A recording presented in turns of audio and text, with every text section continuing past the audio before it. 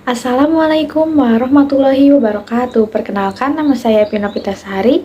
Saya dari kelas MN22C. Di sini saya akan mempresentasikan tentang kegiatan ekonomi Keynes. Yang pertama, pengertian ekonomi Keynes. Yang kedua, teori-teori dalam kegiatan ekonomi Keynes.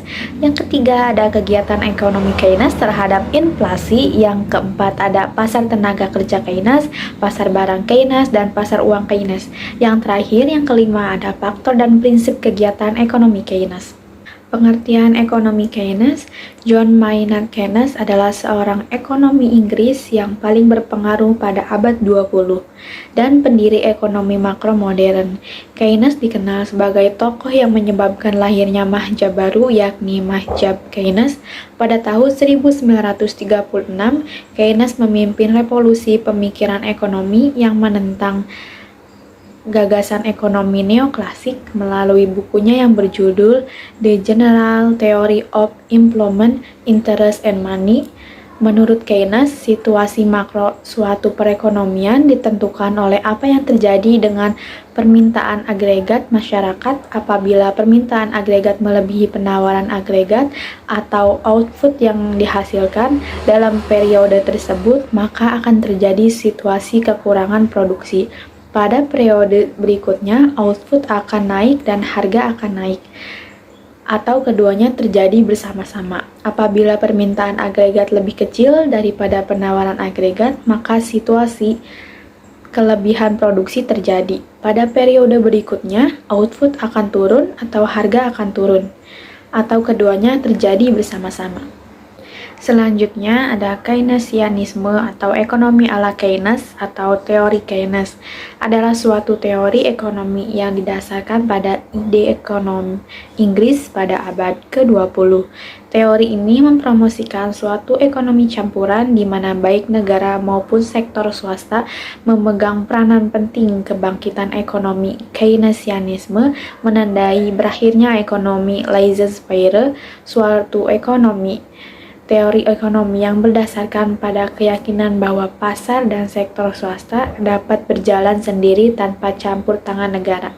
Teori ini menyatakan bahwa kecenderungan ekonomi makro dapat memengaruhi perilaku individu ekonomi mikro.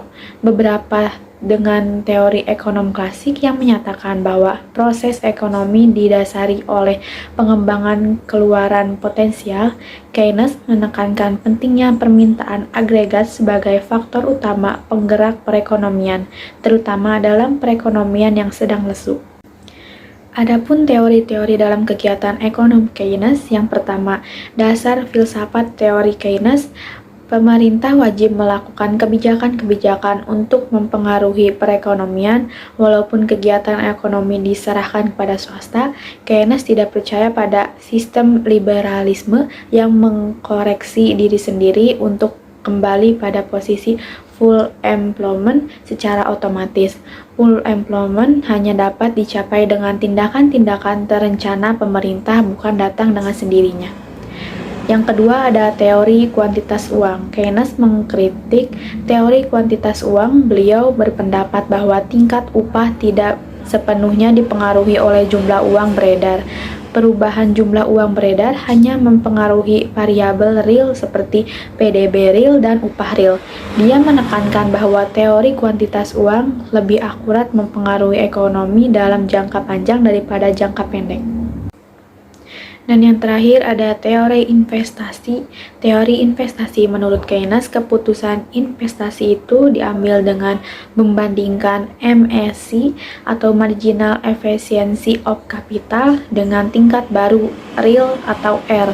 Selain itu, teori investasi menurut Keynes juga menyebutkan bahwa jumlah atau banyaknya investasi tidak hanya bergantung pada pengembalian satu faktor saja, namun dipengaruhi juga oleh biaya modal atau tingkat bunga. Investasi dikatakan menguntungkan saat suatu titik di mana nilai MSC dengan biaya modal ada pada tingkat yang sama. Selanjutnya ada kegiatan ekonomi Keynes terhadap inflasi. Ilmu ekonomi Keynesian merepresentasikan cara baru dalam memandang pengeluaran output dan inflasi. Tingkat inflasi dan upah yang lebih rendah akan mendorong pengusaha untuk melakukan investasi modal dan mempekerjakan lebih banyak orang. Keynes menegaskan dalam bukunya yang berjudul The General Theory of Employment, Interest and Money dan karya lainnya bahwa selama resesi, kekakuan struktur dan karakteristik tertentu dari ekonomi pasar akan memperburuk kelemahan ekonomi dan menyebabkan permintaan agregat turun lebih jauh. Misalnya, teori ekonomi Keynesian membantah anggapan yang dianut oleh beberapa ekonom bahwa upah yang lebih rendah dapat memulihkan lapangan kerja penuh. Selanjutnya ada penjelasan tentang pasar tenaga kerja Keynes, pasar barang Keynes, dan pasar uang Keynes. Yang pertama, ada pasar tenaga kerja Keynes. Menurut Keynes, pasar tenaga kerja jauh dari seimbang karena upah tidak pernah fleksibel sehingga permintaan dan penawaran hampir tidak pernah seimbang sehingga pengangguran lebih sering terjadi. Menurut Keynesian, pengangguran bisa terjadi terus-menerus dan jenis pengangguran tersebut ada 3 macam. Yang pertama, pengangguran karena adanya pergeseran tingkat output dari berbagai sektor dan ini bersifat sementara. Yang kedua, pengangguran musiman, yang jumlahnya tergantung dengan musim. Yang ketiga, pengangguran yang dibuat seperti upah minimum yang mengakibatkan permintaan tenaga kerja berkurang. Yang kedua, ada pasar barang Keynes. Menurut Keynesian, permintaan barang tidak selalu sama dengan penawaran, karena tidak semua income dibelanjakan secara tetap. Sebagian dari pendapatan tersebut akan disimpan dalam bentuk tabungan. Tabungan tidak menambah permintaan efektif terhadap barang dan jasa kalau tidak segera diinvestasikan, sehingga akan terjadi kelebihan stok barang atau kelebihan produksi barang. Apa akibat dari ketidakseimbangan permintaan dengan penawaran ini terhadap perekonomian negara? Yang pertama, para produsen akan mengurangi jumlah produksi mereka pada tahun atau periode berikutnya. Artinya, output atau GDP akan berkurang pada tahun berikutnya. Yang kedua, akibat turunnya GDP dan income, maka harga-harga akan turun karena turunnya permintaan akibat penurunan income. Yang ketiga, ada pasar uang Keynes. Keynesian tidak setuju dengan pendapat bahwa permintaan uang hanya diuntukkan oleh kebutuhan transaksi, di mana transaksi ini dipengaruhi oleh volume barang, harga barang, dan kecepatan perputaran uang.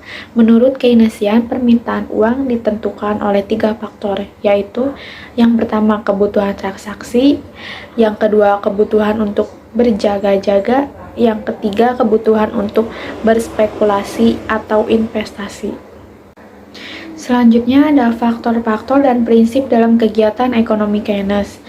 Faktor-faktor kegiatan ekonomi Keynes ada 4. Yang pertama, tingkat optimisme para manajer. Jadi ketika para manajer semakin optimis tentang masa depan, maka mereka juga akan melakukan lebih banyak investasi sehingga ketika jumlah permintaan meningkat, keuntungan yang mereka dapat juga akan meningkat. Yang kedua, tingkat laju pertumbuhan ekonomi. Segala sesuatu yang mempengaruhi permintaan suatu barang, maka juga akan mempengaruhi investasi, termasuk juga dengan laju pertumbuhan ekonomi. Biasanya ketika laju pertumbuhan ekonomi baik, maka permintaan akan barang jasa juga akan baik.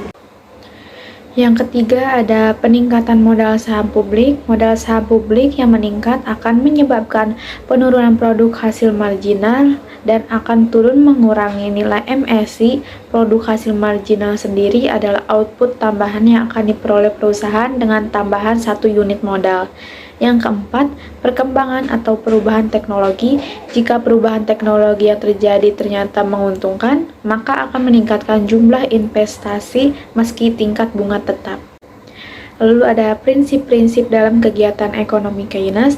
Yang pertama, fokus pada jangka pendek. Yang kedua, permintaan agregat adalah pendorong utama untuk merangsang output. Yang ketiga, Keynes mengasumsikan harga dan upah bersifat kaku.